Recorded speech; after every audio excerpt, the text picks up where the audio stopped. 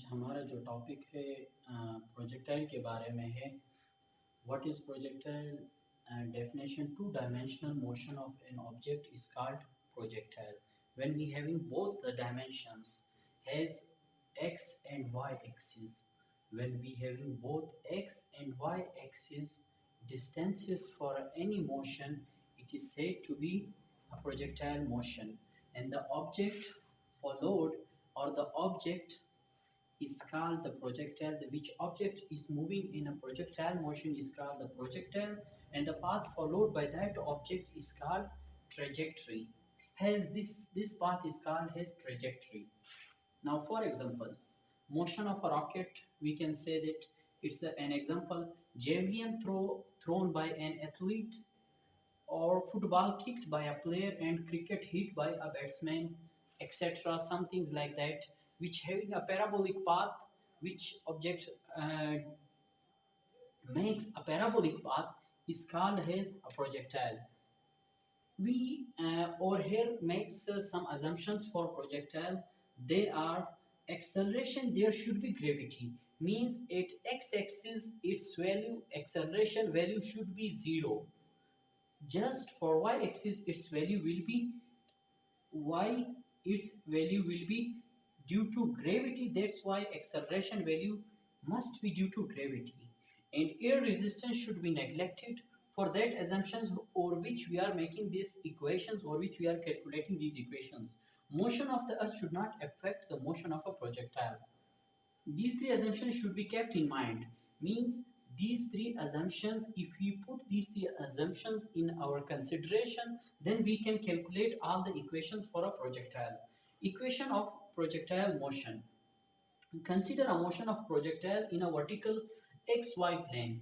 Consider a motion x and y plane with initial velocity v0, making an angle theta with the x-axis horizontal direction such that theta should be greater than 0 and less than 90. For a projectile, its angle should be less than 90 and greater than 0. Clear?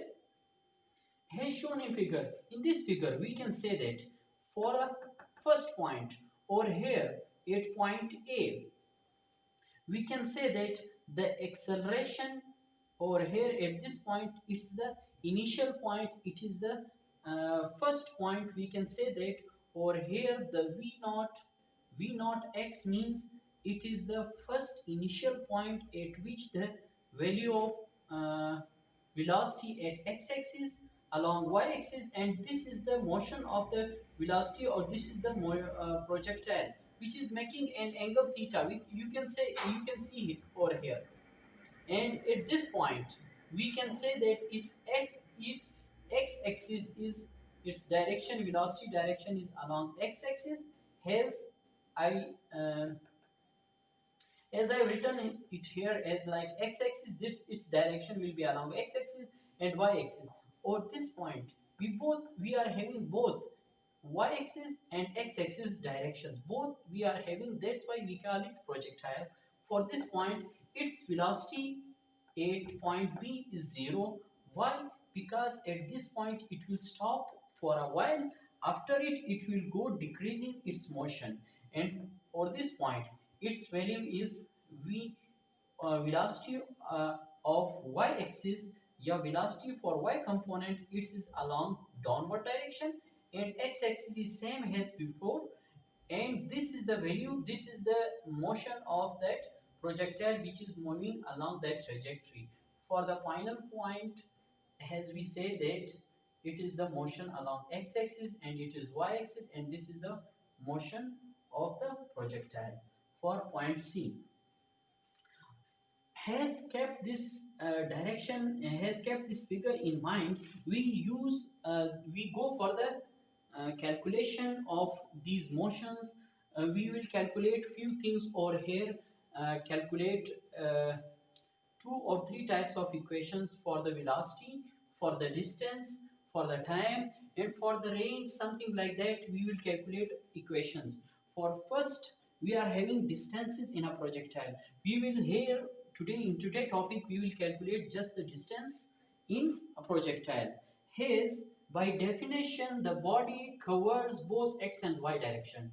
As we say in its definition, a body which covers both x and y direction. That's why we will calculate both its x direction and y direction. Both direction we will calculate.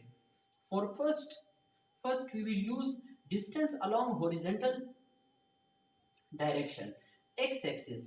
For x-axis we will calculate its distance, and then we will calculate its distance for y-axis. For x-axis, as the distance along x-axis remains constant, you know that at every point the value of the v is along the x-axis, so its distance along every point it remains constant. Or this point it will be same, at this point it will be same, at this point it will be same. Overall, throughout the space, throughout the point, throughout the path, it remains constant. So the equation for them as follows. Now, horizontal distance, we can say that for horizontal distance, we know that we use s for the distance, but over here we will use for horizontal distance we will use x, and initial velocity along x-axis we will use v naught cos theta. As for this, for x-axis we will use, you know that we use cos theta for x-axis, and acceleration over here, acceleration value will be 0, as we said that it is along x-axis, and we discussed it in the above over here at this point that acceleration along x-axis will be 0. Now from second equation of motion, we know that s is equal to vit plus half at square. It is the second equation of a motion. Now putting this above consideration, we make this consideration putting these values in above equation. So x will be replaced, s will be replaced by x, vi will be replaced with v cos theta, and t will remain same, plus half acceleration value will be 0, and t square will remain the same. Now this whole term will be 0, and its value will x is equal to v naught cos theta. Means for horizontal distance, if you want to calculate its horizontal distance, we must know its initial velocity, its theta, and its time of flight, for how much time it's remain in the air. This is the equation for x for horizontal direction, and now we are going to calculate its direction along y-axis. Distance along vertical distance, a vertical direction y-axis. Vertical distance now has in horizontal direction, we replace s by x, or here we will replace s by y, and initial velocity is same. Over here we use cos theta, but over here for y component we will use sin theta. And same as the acceleration, for here acceleration was 0. Now for here its acceleration will be minus g. Why minus g? It's over here we are calculating the value of g against the gravity. If something is going against the gravity, for this, as we make the above consideration that acceleration should be gravity.